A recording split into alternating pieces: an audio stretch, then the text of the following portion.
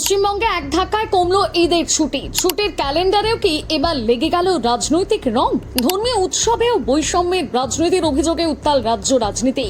বাংলার চেনা ধর্ম নিরপেক্ষ ভাবমূর্তি কি তবে এবার বিপন্ন? এবার কি সবার সাথ সবার বিকাশের নজির? সম্প্রীতির বাংলা এভাবে উৎসবের আনন্দ কেড়ে নেওয়ার অধিকারকে দিল মুখ্যমন্ত্রীকে? প্রশ্ন মুসলিম সম্প্রদায়ের। যেখানে অন্যান্য উৎসবে ঢালাও ছুটি রয়েছে, সেখানে ঈদের ছুটিতেই ছাঁটাই কেন? নবান্নের মুসলিম বিরোধী মানসিকতার বিরুদ্ধে গর্জে উঠল সংখ্যালঘুরা। বিজেপি সরকার বাংলায় গড়তেই রাজ্যের পুরো ভোল বদলে ফেলা হচ্ছে। সাধারণ মানুষের সুবিধার্থে ইতিমধ্যে একাধিক ক্ষেত্রে পরিবর্তন দেখা যাচ্ছে। আর এই পরিস্থিতিতে এবার কোপ পড়ল ঈদের ছুটির ওপর। আসলে এবার থেকে রাজ্যে ঈদ উদ জোহা বা বকরিদ উপলক্ষে দুদিনের পরিবর্তে একদিন ছুটি মিলবে। আর সেই মতো সরকারি বিজ্ঞপ্তিতে চলতি বছরে বকরিদ উপলক্ষে আগামী 28 মে বৃহস্পতিবার রাজ্য জুড়ে ছুটি ঘোষণা করা হয়েছে। গত শুক্রবার রাজ্যের অর্থ দপ্তরের তরফে জারি করা একটি বিজ্ঞপ্তিতে স্পষ্ট করে জানিয়ে দেওয়া হয়েছে, 2025 সালের 27 নভেম্বর জারি করা বিজ্ঞপ্তিতে 26 এবং 27 মে দুদিন ঈদ উপলক্ষে ছুটি ঘোষণা করা হয়েছিল। তবে এবার সেই দুদিনের ছুটির পরিবর্তে শুধুমাত্র 28 মে তারিখটি বকরিদ উপলক্ষে ছুটির দিন হিসেবে গ্রাহ্য করা হবে। ফলে আগের দুদিন অর্থাৎ 26 এবং 27 মে যথারীতি রাজ্যের সমস্ত সরকারি প্রতিষ্ঠান ও দপ্তর খোলা থাকবে। অন্যদিকে এই সিদ্ধান্তের পর থেকে রাজ্যের প্রশাসনিক ও রাজনৈতিক মহলে জোর আলোচনা শুরু হয়েছে। প্রশ্ন উঠছে, তবে কি এবার দুর্গাপুজোয় দীর্ঘ ছুটির সংস্কৃতিতে পরিবর্তন আনতে চলেছে নতুন সরকার? কারণ গত কয়েক বছরে পশ্চিমবঙ্গে দুর্গাপুজোয় দীর্ঘ সরকারি ছুটির রেওয়াজ তৈরি হয়েছিল। অনেক ক্ষেত্রে প্রায় 2 সপ্তাহ সরকারি দপ্তরে কাজ বন্ধ থাকত।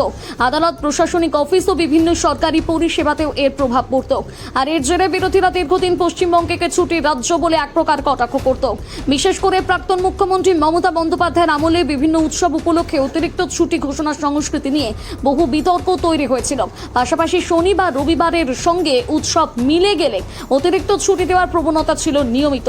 কিন্তু নতুন মুখ্যমন্ত্রী শুভেন্দু অধিকারী নানা সিদ্ধান্ত থেকে অনেকেই আন্দাজ করছেন সেই ধারা থেকে বোধহয় এবার সরে আসতে চাইছে নতুন সরকার।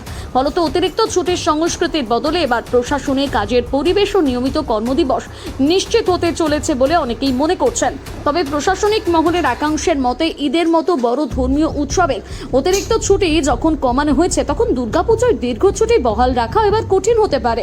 কারণ বেসরকারি প্রতিষ্ঠান, শিল্পক্ষেত্র বা তথ্য প্রযুক্তির সংস্থাগুলোতে এত দীর্ঘ ছুটি সাধারণত দেওয়া হয় না।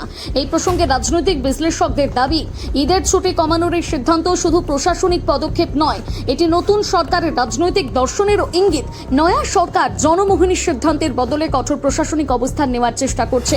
তবে এহেন সিদ্ধান্তে বিরোধীদের দাবি, ধর্মীয় সামাজিক আবেগের বিষয়গুলোতে অতিরিক্ত কঠোরতা দেখালে সাধারণ মানুষের মধ্যে বিরূপ প্রতিক্রিয়া তৈরি হতে পারে। বিশেষ করে উৎসব প্রিয় পশ্চিমবঙ্গের ছুটি কমানোর সিদ্ধান্ত ভবিষ্যতে রাজনৈতিক বিতর্ক কিছুটা হলেও বাড়াতে পারে বলে মনে করছেন অনেকে। যদিও এর প্রভাব কি পড়তে চলেছে আগামী দিনে তা তো সময় জানা যাবে।